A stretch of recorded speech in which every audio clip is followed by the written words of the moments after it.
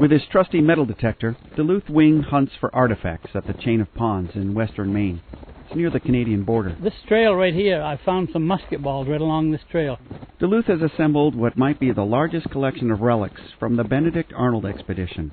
He's found knives, shoe buckles, tin cups, nails, and a lot of musket balls. Found stuff everywhere you can see here. A few musket balls here and there, maybe a few nails. But the majority of the stuff was down there where they loaded the boat. In September 1775, George Washington dispatched Benedict Arnold to Fort Western at Augusta, Maine.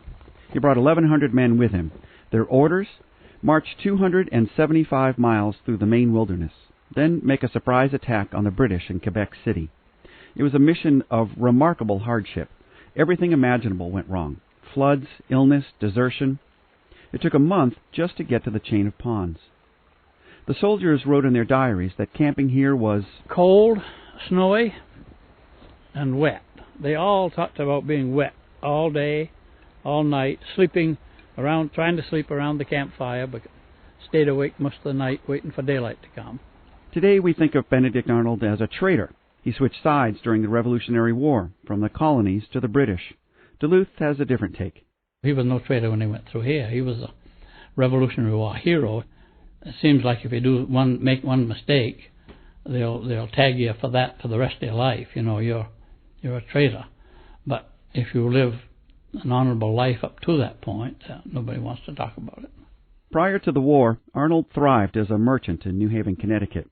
After the battles of Lexington and Concord, Arnold joined the Massachusetts militia, and in time, Washington saw Arnold as perfectly suited to lead the invasion of Quebec. He was a fighting general. He was capable. Some of his other generals just didn't seem to be as aggressive as Arnold, and he was they knew that men would follow him. The idea was this: capture British Quebec City from the least likely location, the Maine woods. A successful attack would stop the British from isolating New England from the rest of the colonies. It also might inspire French settlers to take up arms and join the Americans. But first, Arnold had to get there. There was no road, just an old Indian route. The expedition marched up the Kennebec River and the Dead River, over the height of land, then down the Chaudière River. Their journey started in late September. The expedition loaded supplies into 200 quickly made bateaux, then headed up the Kennebec. I don't think it was ever easy. These boys, rather than try to paddle the pole, they jumped overboard and grabbed the boat by the painter, by the sides or whatever, and dragged it along and got up by a rock and fell in and pretty near drowned and hung on to the bushes and went up and grabbed a hold of the boat again. The march was much more difficult than anticipated. The hastily made boats fell apart. Supplies lost. Men were hurt. Eventually, the troops reached a 12-mile portage trail from the Kennebec River to the Dead River. This trail is known as the Great Carrying Place. Some people called it the Terrible Carrying Place. There's a mountain there.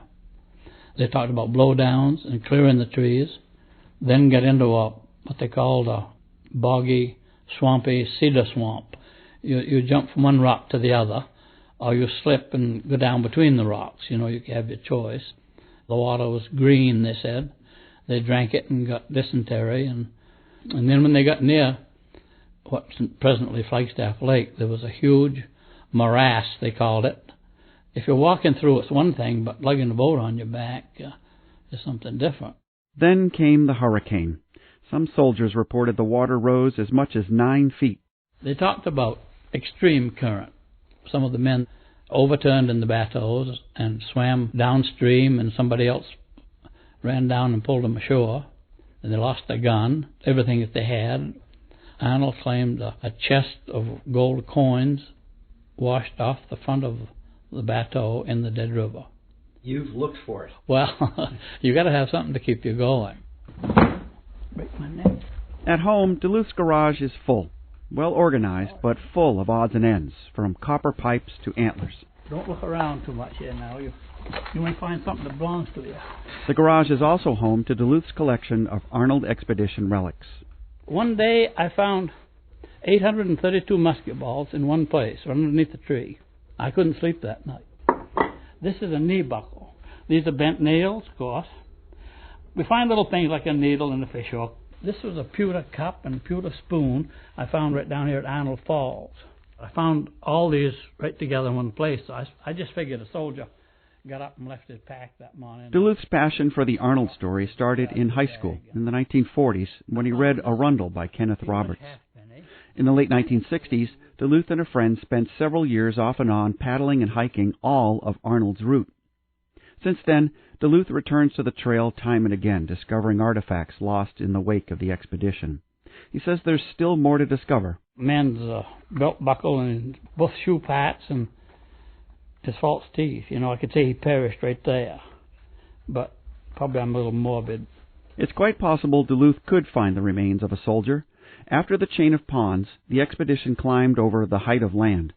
Arnold believed the trip would be easy from here, downriver to Quebec City. Instead, they encountered the big swamps of Megantic. It got so bad, soldiers ate their leather shoes and even their dogs. Some of them were destitute to the point where they just couldn't go anymore. So the question was whether you should help him or walk off and leave him. And they decided that the best thing to do was to walk off and leave him. One of the soldiers said, and more than one, that death would be very welcome. I mean, they'd suffered enough. And how they kept going, I can't comprehend it. Even with the hardships and the desertion of several hundred men, the Arnold expedition reached Quebec City in early November 1775. They were joined by General Richard Montgomery and his troops. Then, on New Year's Eve, Arnold attacked the heavily fortified city of Quebec during a blizzard and lost. Oh, he lost badly. He got a musket ball in the knee, and Montgomery was killed. So the men were taken prisoner or escaped, and a lot of them were taken prisoner. Despite the loss at Quebec City, Arnold lived to fight another day, as they say. He retreated up the St. Lawrence River and outfoxed the British the whole way. He's a hero because he held the British back 1 year. They were ready to take Boston, then New York, then go up the Hudson and do away with this rebel problem. And Arnold was up there fighting them and holding them back from cutting us off. This gave George Washington and everybody the winter of 1776 to do something. It wasn't bothered by the British. You get out here and spend some time and you feel like one of them. Back on the trail at the chain of ponds, Duluth scans the ground with his metal detector. No luck today. We need people that have got the same interest to line right up with a bunch of these metal detectors and do some work. We need a real effort to find more of this stuff and determine right where he went. If he showed up here today, what would you say to him? I'd say, I've been studying you for 70 years. Where the hell have you been? You could answer a lot of my questions. Now I have a chance to ask you.